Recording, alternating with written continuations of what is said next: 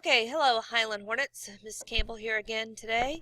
And I know my Leader in Me document looks a little bit different from the last video, but that's okay. It's still basically the same kind of thing. It should look similar to what yours has right now.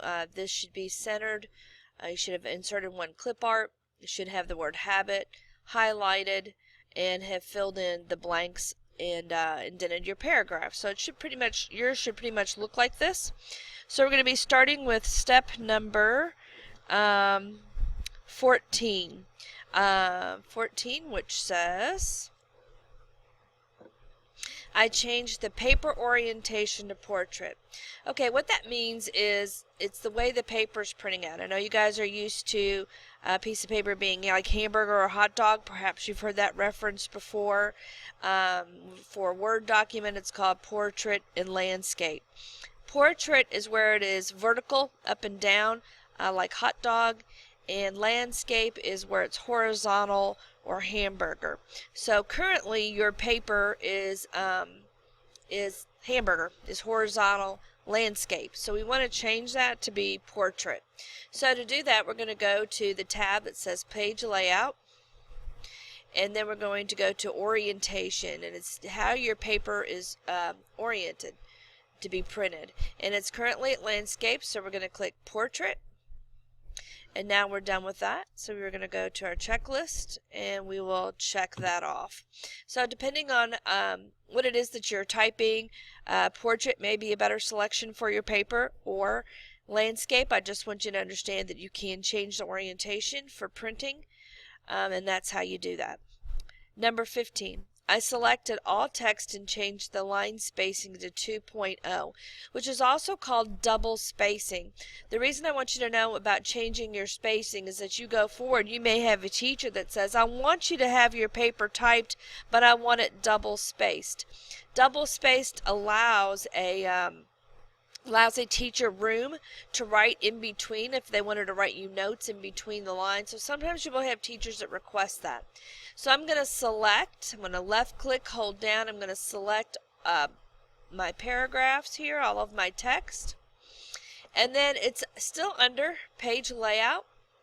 And this area right here is going to do with spacing. Now it gives me quite a few options, but we're going to click actually this little bitty spot right here. It's going to give me a pop-up window. And this tab right here says Indents and Spacing. And I'm going to go right here to line spacing. I'm going to choose the drop down. And this was actually already set at double, but I want to show you what it looks like if I change it to single spacing. And then click OK. It makes it really small. I'm going to go back up. I'm going to change it to double spacing. And that's what I want you to do. I want you to make sure that your paper is double spaced. We're going to click double.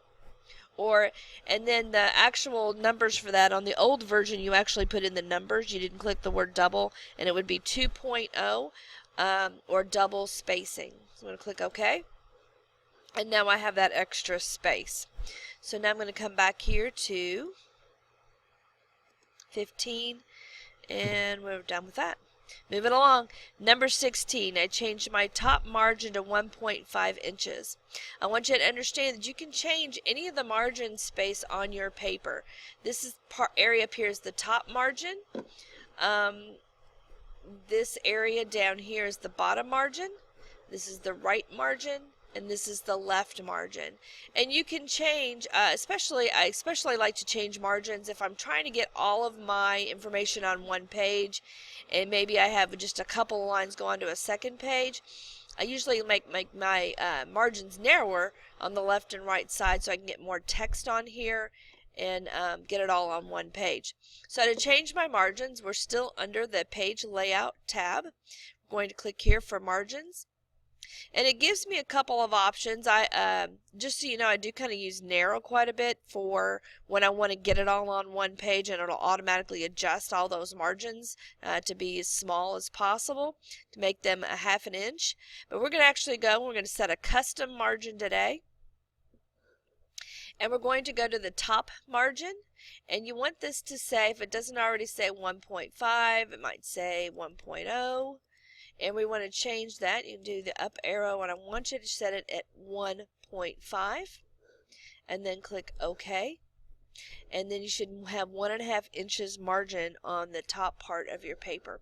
So now we're going to go to our checklist. We're going to check mark that off. Done with 16. Number 17, I ran a spelling and grammar check to correct any errors.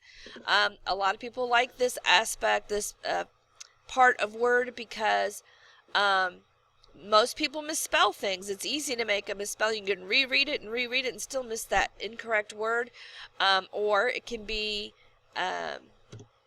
maybe a grammar error. So I'm going to ask Word to help me with that.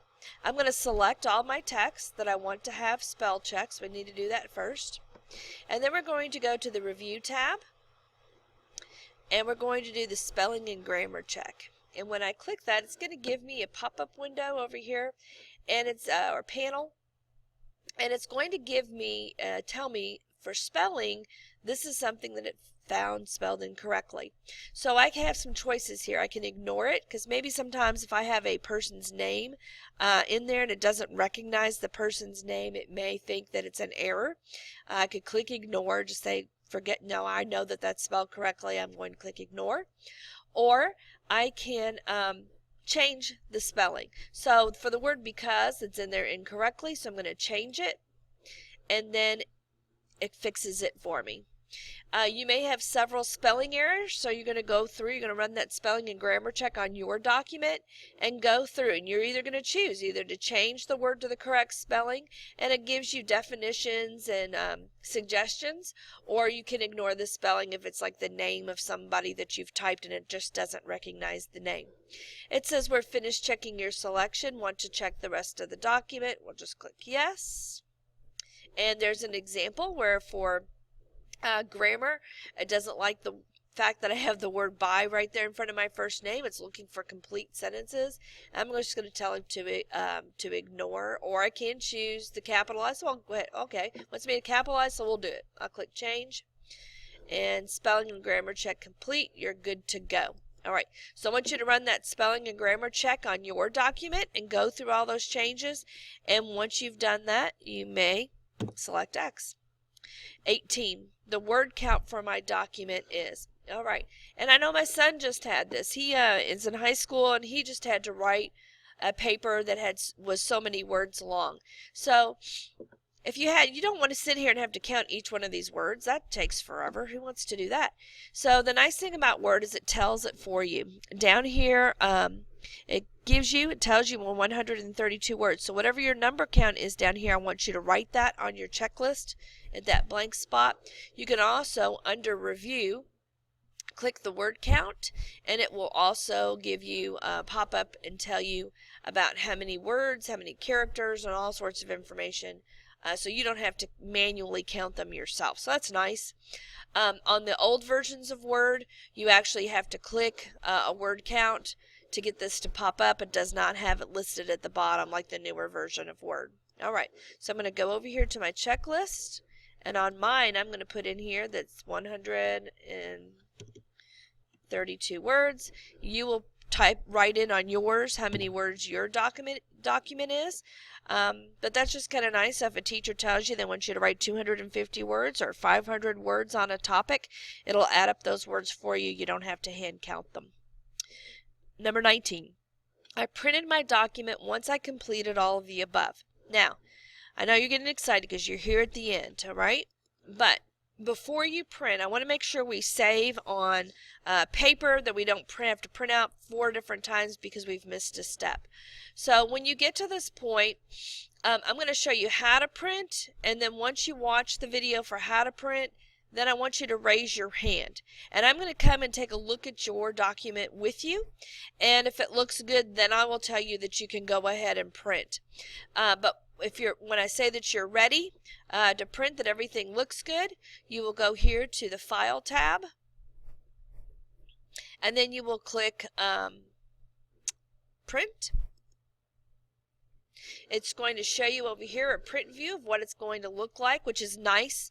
Lets you see it, because sometimes until you see what it would look like, you might think, oh, I want maybe some more spacing here, or oh, I didn't like the orientation or the margins and I want to go back and change that. So, but if everything looks good to you, we're going to go here to printer. We want to change it because right now it's on my printer, but it's for black and white. So we'll click the drop down arrow and we'll change it to P27, and it's connecting to the printer.